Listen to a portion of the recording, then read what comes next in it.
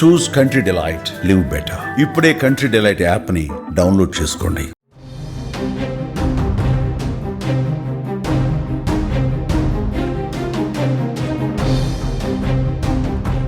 కేంద్ర ప్రభుత్వం 60 సంవత్సరాలు నిండిన వృద్ధులకు ప్రత్యేకంగా సీనియర్ సిటిజన్ కార్డులను జారీ చేయాలనైతే నిర్ణయించింది. వీటిని అందించేందుకు రాష్ట్ర ప్రభుత్వం కూడా ప్రత్యేక వెబ్సైట్ను రూపొందించింది.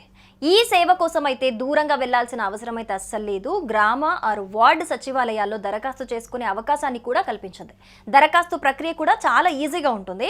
ఆధార్ వయస్సును నిర్ధారించే గుర్తింపు పత్రం, ఆధార్ అన్న ఇంకేదైనా, బ్లడ్ గ్రూప్ వివరాలు, అలాగే పాస్పోర్ట్ సైజ్ ఫోటోతో పాటు 40 రూపాయలు చెల్లిస్తే 2 రోజుల్లోనే ఈ కార్డునైతే మనకు అందజేస్తారు. అయితే ఆధార్ కార్డుకు లింక్ అయిన మొబైల్ నెంబర్ అయితే కంపల్సరీగా ఉండాలి.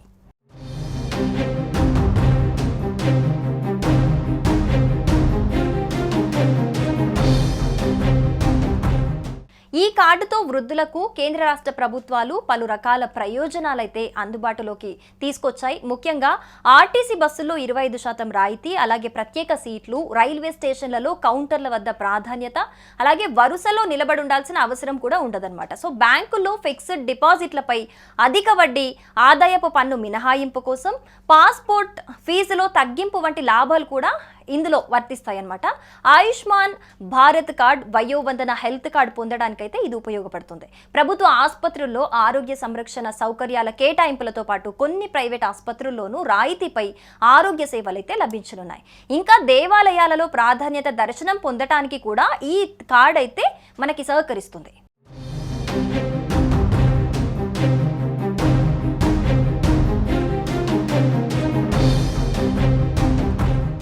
గుంటూరు, పల్నాడు జిల్లాల పరిధిలో ఈ ఏడాది మార్చి వరకు ఆఫ్లైన్లో 26,575 దరఖాస్తులను అయితే సీనియర్ సిటిజన్స్ అయితే సమర్పించారు. ఏప్రిల్ 1 నుంచి ఈ ప్రాసెస్ అయితే ఆన్లైన్ చేయటంతో 1,438 మంది నేరుగా అయితే దరఖాస్తు చేసుకున్నారు. ఆయా అర్జీలను పరిశీలించి 25,000 మందికి పైగా కార్డులను జారీ చేసినట్లుగా అధికారులు అయితే ఇప్పటి వరకైతే తెలిపారు.